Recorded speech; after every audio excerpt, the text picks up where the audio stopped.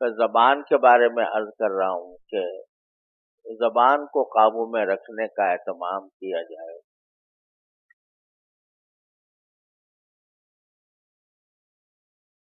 جب بندہ زبان کو اپنے قابو میں رکھتا ہے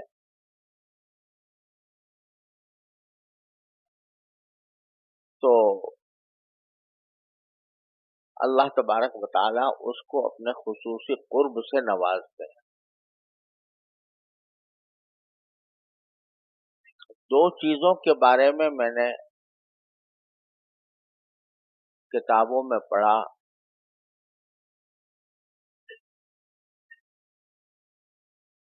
ان میں سے ایک حدیث بھی ہے کہ اگر تم کسی شخص کو دیکھو کہ وہ کم گو ہے، کم گو ہونے کا معنی کم بولتا ہے، صرف ضرورت کے وقت بولتا ہے، تو اس سے کا قرب حاصل کرو، کیونکہ اللہ تعالیٰ اس کے اوپر حکمت نازل فرما.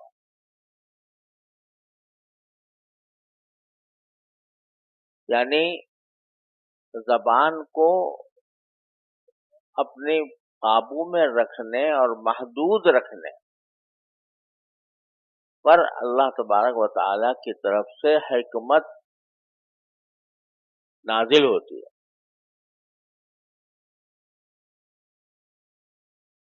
اس لیے زبان کی حفاظت جو ہے یہ خود اپنی حفاظت، یعنی اپنی جہنم سے حفاظت، گناہوں سے حفاظت کا بہت بڑا اہم حصہ ہے. اور اسی میں ہم لوگوں کی غفلتیں زیادہ ہیں.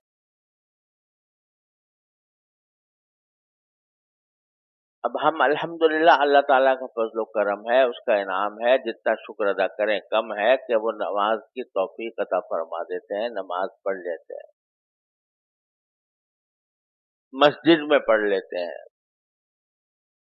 رمضان کا مہینہ آتا ہے روزہ بھی رکھ لیتے ہیں،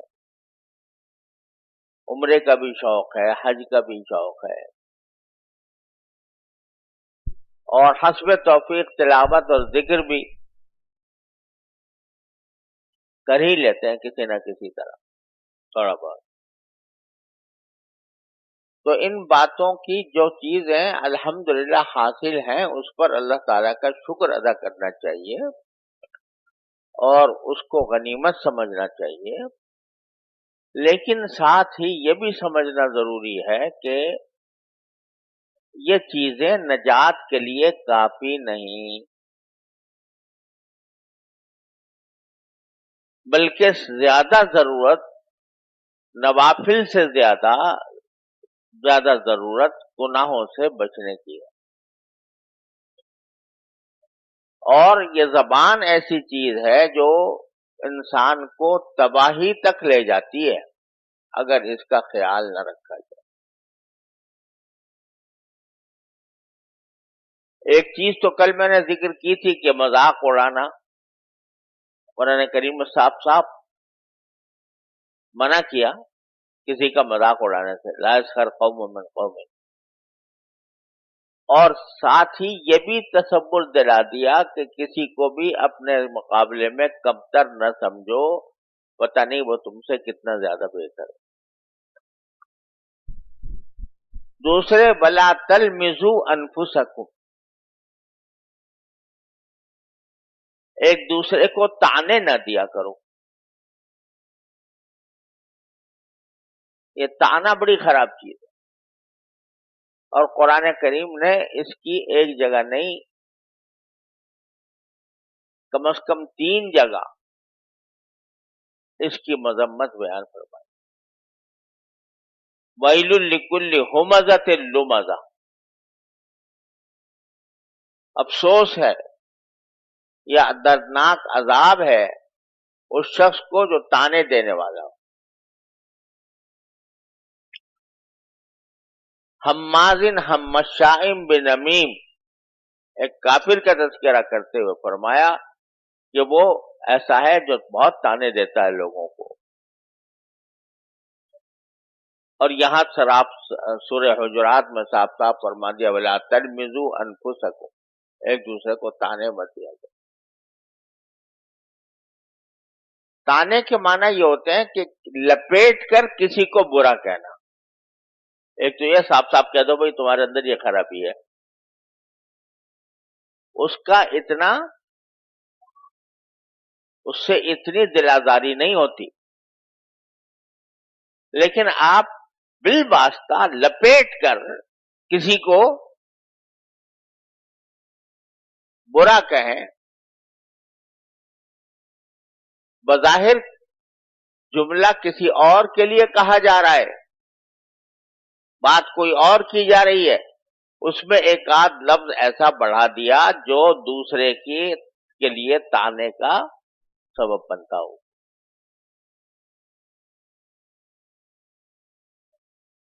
یہ جو ہوتا ہے نا, یہ اگر بھائی صاف صاف کہہ دو بھائی مجھے تمہارے اندر یہ خرابی معلوم ہوتی ہے, اصلاح کر لو اس کی, تو بہت کم لوگ ہیں جو برا مانیں گے یا جن کی دل آزاری ہوگی. لیکن آپ بات تو کر رہے ہیں کسی اور کی, اور اس میں اشارہ کر دیا اس طرح کہ وہ بیچارہ جواب دینے کی بھی پوزیشن میں نہیں, کیونکہ اس کو جو برا کہا گیا ہے یا اس کی جو برائی کی گئی ہے وہ ڈائریکٹ نہیں ہے, انڈائریکٹ ہے,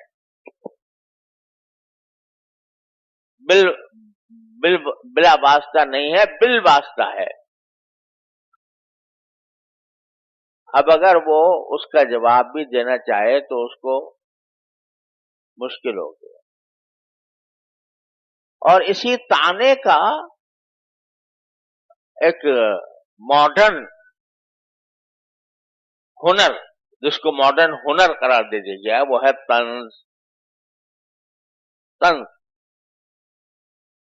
طنز کیا ہوتا ہے کہ بظاہر دیکھنے میں آپ اس کی تعریف کر رہے ہیں, لیکن حقیقت میں وہ برائی ہے.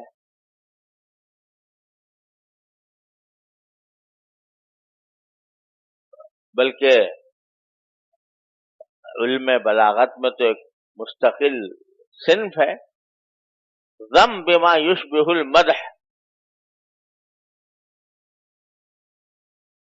ذم بما یشبہ المدح یعنی الفاظ تو کہہ رہے ہیں تعریف کے, لیکن اشارہ جو ہے وہ اس سے ہے مذمت کا.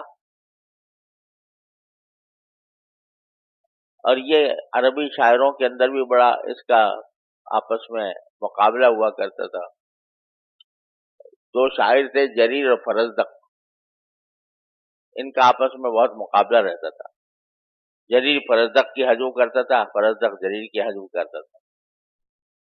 تو اس میں کون کس کا کتنا بڑا طنز اختیار کرتا ہے اس پر مقابلہ ہوا کرتا تھا.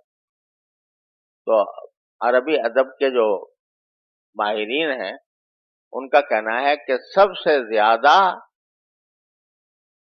مزیدار اور سب سے زیادہ بلیغ طنز جو کیا ہے وہ جریر نے کیا ہے فرزدق کے مقابلے میں. وہ کیا کہتا ہے, زعم الفرزدق ان سيقتل مربعا, کہ فرزدق جو شاعر ہے اس نے ارادہ کیا ہے کہ وہ ایک شخص کو قتل کرے گا جس کا نام مربع ہے. زعم الفرزدق ان سيقتل مربعا, اس نے یہ ارادہ کیا ہے کہ وہ مربع کو قتل کرے گا. اب دوسرے مصرع میں کہتا ہے, ابشر بطول سلامت یا مربع, کہ اے مربع میں تمہیں خوشخبری دیتا ہوں کہ بہت زندہ رہو گے تم. تو وہ یعنی فرزدق کو تو کچھ نہیں کہا, بلکہ کہا کہ اس نے ارادہ کیا قتل کرنے کا, لیکن کہتا اے مربع تمہیں میں خوشخبری دیتا ہوں کہ بہت سلامت رہو گے. اندر کیا معنی پوشیدہ ہے؟ معنی یہ ہے کہ پرزدق تو اتنا بیوقوف، اتنا بزدل، اتنا جو ہے بیکار آدمی ہے کہ وہ اس کے ارادے نہ کرنے کا کوئی اعتبار نہیں ہے، اور وہ انشاءاللہ تم زندہ رہو گے بہت مدت تک. تو لپیٹ کر وہ اس کو طنز کر دیا. یہ آج کل ایک مستقل صنف بن گئی ہے، اور مستقل طنز نگاری یہ ایک ادب کا ایک خاص حصہ بن گیا ہے، اور یہ طنز ہی کا دوسرا نام طعنہ ہے. بھئی اگر تمہیں کسی سے کوئی بات اس کی ناپسند ہے، صاف صاف کہہ دو بھئی یہ اچھا نہیں لگ رہا میں تمہاری یہ بات.